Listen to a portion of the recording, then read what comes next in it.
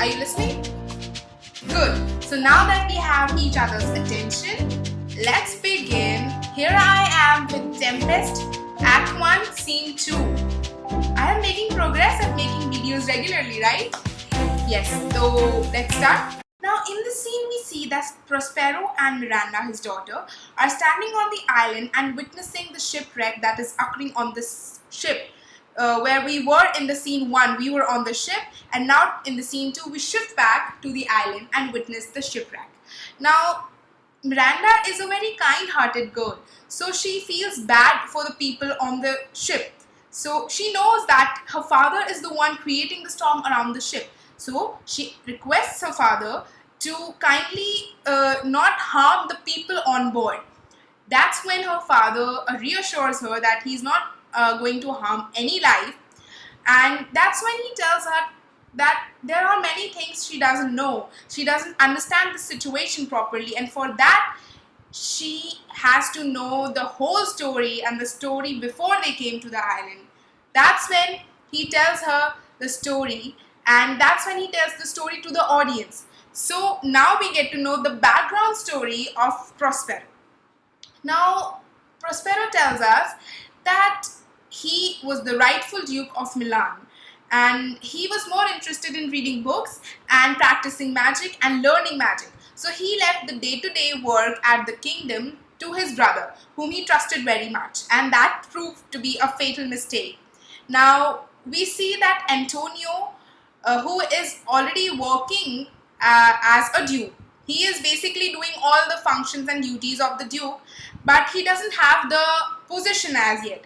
So he feels that if I'm the one doing everything, why not have the position for myself?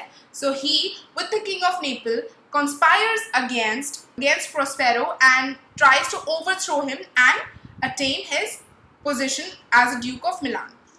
Now, I feel that having ambition is not wrong, but in order to attain your ambition, going to such an extent as to harm the others, that is cruel. And that cruelty we see in Antonio when we know that he left Miranda and Prospero, 3 years old Miranda, a baby, on a small boat in the sea to die, basically with no facility and no necessity.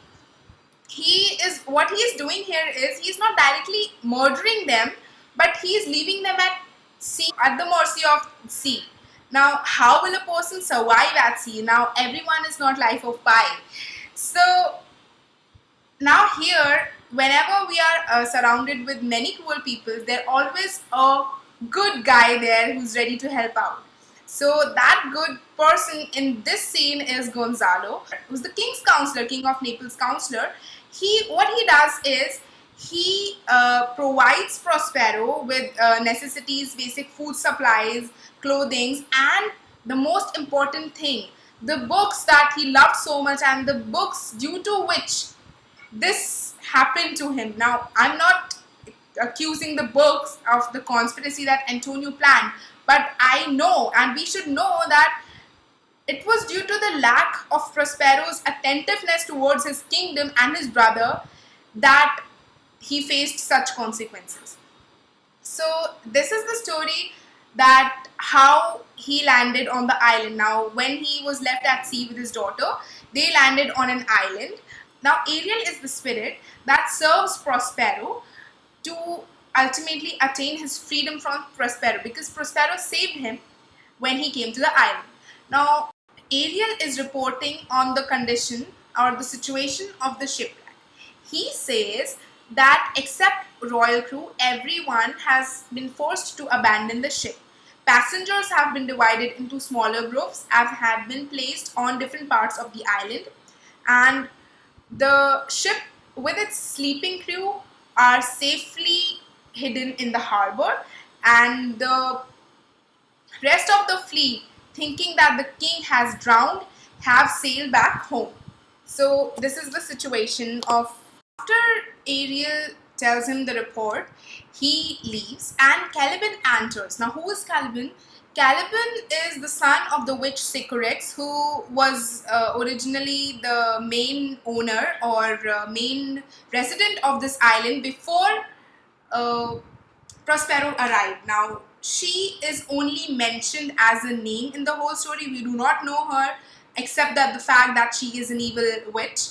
And Caliban is her son, who feels that rightfully the island belongs to him, and Prospero has tricked him in the past. So he feels the need to take revenge from Prospero. He is a very insolent and rebellious kind of a character in the story, and he is evil also, because we see in the story that he also tried to molest Miranda. That's why nobody meaning Miranda and Prospero do not like the character, and we as an audience also do not like such a character. Only thing about in this scene is we are introduced to the character Caliban, and when Caliban leaves, Ariel again enters, and this time he enters with, oh god, the starry-eyed Ferdinand. Now Ferdinand is the Prince of Naples and the son of the king, and now we kind of understand what Prospero is trying to do here. He is trying to set up his daughter with the prince and trying to reclaim his old position as a duke. And when Ferdinand and when then, of course, that's implied, Miranda is woken up from her sleep by Prospero, and when Ferdinand and Miranda see each other, they instantly fall in love.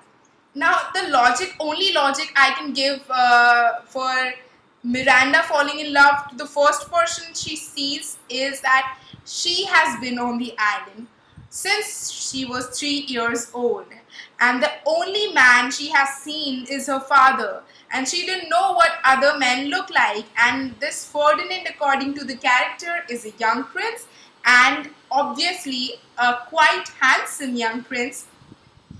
So it's obvious that Prospero sets this whole situation up, and Ferdinand and Miranda instantly fall in love with each other, and everything is happening according to Prospero's plan. Now, to get a little twist and a little hardship in a love story, Prospero accuses Ferdinand of being a spy and tries to use magic to control him.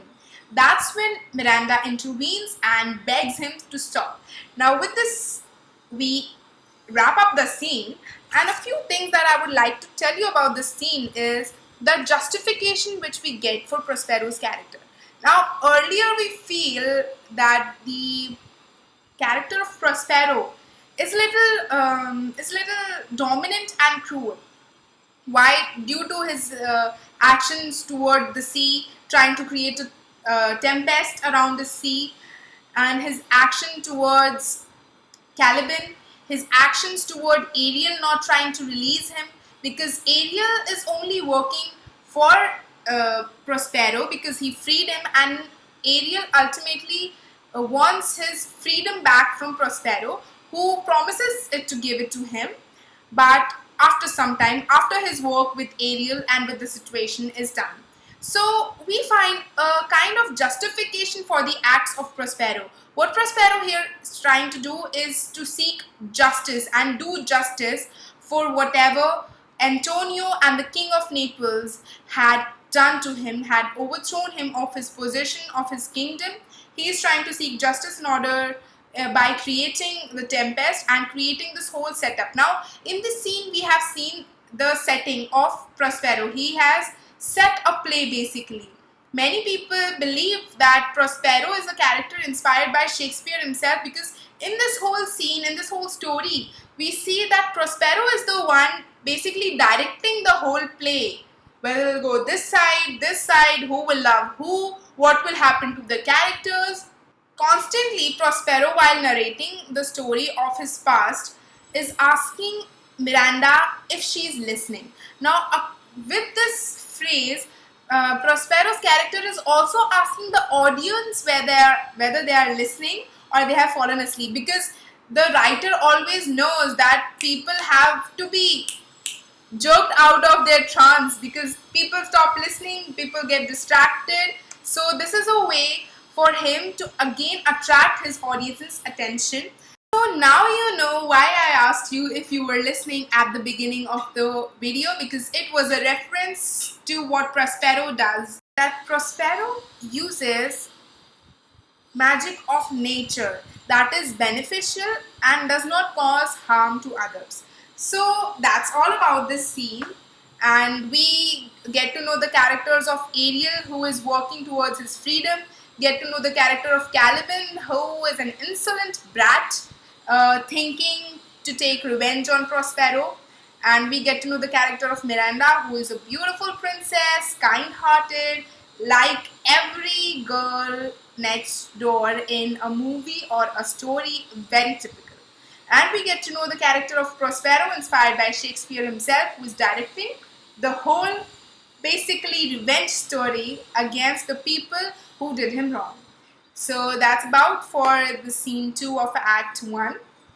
I'll be coming soon enough with the Act 2, and yeah, that's it. And any queries, comments below, and do like, subscribe, and share this video if you liked it. And if you're not a subscriber, do it quickly. And thank you.